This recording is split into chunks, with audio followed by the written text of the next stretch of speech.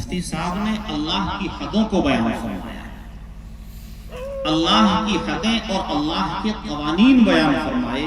اللہ فرماتا ہے کہ جو کوئی اللہ اور اس کے رسول کی اطاعت کرے گا یدخلہ جنات تجری، اللہ ایسے باغات میں داخل فرمائے گا جس کے نیچے نہریں بہتی ہیں۔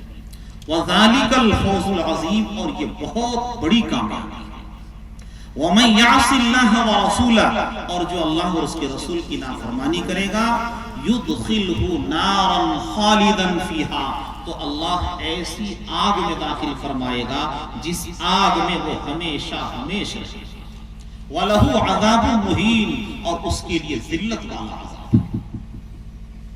نکاح کے تعلق سے جو قیمتی بات آپ کے سامنے آئی، اللہ رب العزت ہم سب کو معاشرے کے سدھار کی توفیق عطا فرمائے کہ ہمارا سماج اور ہمارا معاشرہ سدھر جائے، ورنہ ہم بہت بڑے ظالم ٹھہریں گے اللہ کے سامنے۔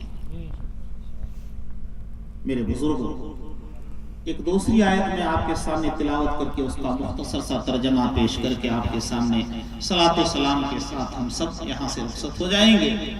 اللہ فرماتا ہے یا ایھا الرسول کلوا من طیبات ما رزقناکم، اے رسول تم وہ رزق کھاؤ جو ہم نے تمہیں پاکیزہ عطا فرمایا ہے۔ رسولوں کو حکم ہو رہا ہے کہ پاکیزہ روزی کھاؤ۔ ایک مولوی صاحب تھے، وہ ظہر کی نماز پڑھا کر گھر تشریف لائے۔ انہوں نے بیوی سے کہا کہ کچھ کھانے کو ہے؟ تو بیوی نے کہا کہ ہاں، آپ کے لیے دال پکائی ہے اور ہم نے اپنے لیے گوشت پکایا ہے۔ تو مولوی صاحب نے کہا کہ بڑا ظلم کیا ہے کہ تم کو تو گوشت میرے لیے پکانا چاہیے تھا اور دال اپنے لیے، تو ایسا الٹا کام تم نے کیوں کیا کہ اپنے لیے تم نے گوشت پکایا اور میرے لیے تم نے دال پکائی؟ کہا کہ مولوی صاحب آپ بڑے متقی اور پرہیزگار آدمی ہیں، آپ بڑے متقی اور پرہیزگار آدمی ہیں۔ پڑوسن کے گھر سے ایک مرغی تڑپ کر کے میرے آنگن میں آ گئی اور آپ کے مننے نے پتھر مار دیا اور وہ مرنے کے قریب ہو گئی، تو میں نے اس کو ذبح کر دیا۔ اگر پڑوسن کو خبر لگ جاتی تو بڑا جھگڑا ہوتا آپس میں، اس لیے ذبح کر کے اس کو ہم لوگ اپنے لیے ہم لوگوں نے سالن بنایا۔ آپ تو تقوی والے ہیں نا، آپ کے لیے تو جائز ہے نہیں۔ تو مولوی صاحب نے کہا کہ بڑا گڑبڑ ہے معاملہ، کچھ تو ترکیب نکالی جائے۔ سوچتے سوچتے مولوی صاحب نے کہا ایسا ہے، میری بیوی محترمہ، گول کی زیرہ تو میرا ہی نہ ہوگا، ہلدی تیل مسالہ تو میرا ہی ہوگا؟ کہا کہ ہاں مولوی صاحب یہ تو ہے، یہ سب تو آپ ہی کا ہے۔ تو کہا صرف شوربہ مجھے دے دو۔ کہا کہ صرف شوربہ مجھے دے دو۔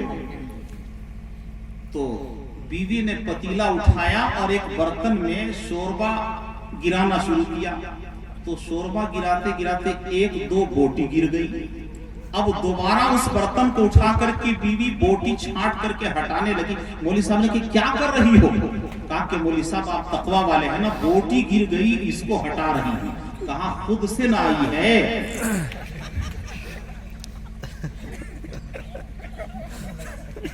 کہا خود سے نہ آئی ہے۔ کہا کہ مولوی صاحب وہ مرغی بھی خود سے آئی تھی، جی بھر کے کھائی۔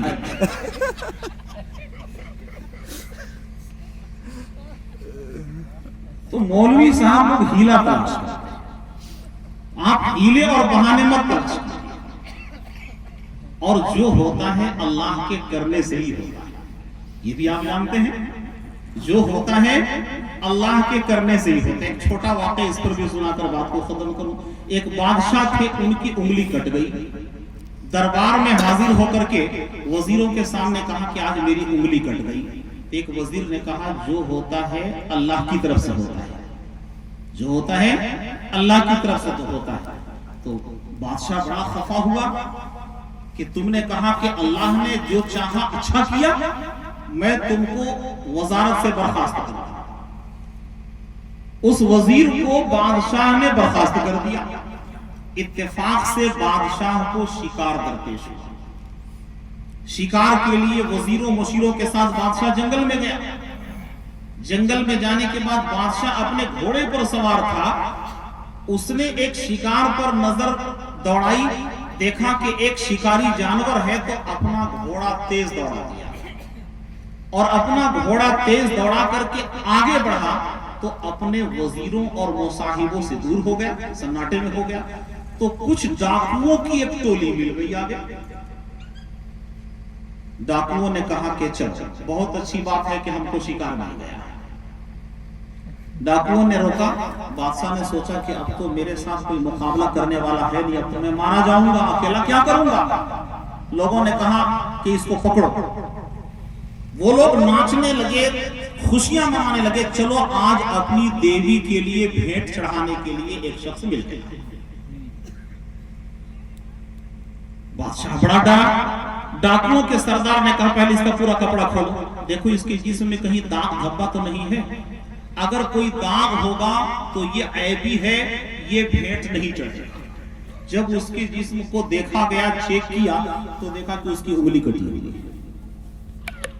ڈاکوؤں کے سردار نے کہا کہ نہیں, یہ بھیٹ نہیں چڑھے گا, اس کی انگلی کٹی ہوئی ہے. تو بادشاہ کی سمجھ میں آ گیا کہ میرے وزیر نے کہا تھا اللہ جو کرتا ہے اچھا کرتا ہے.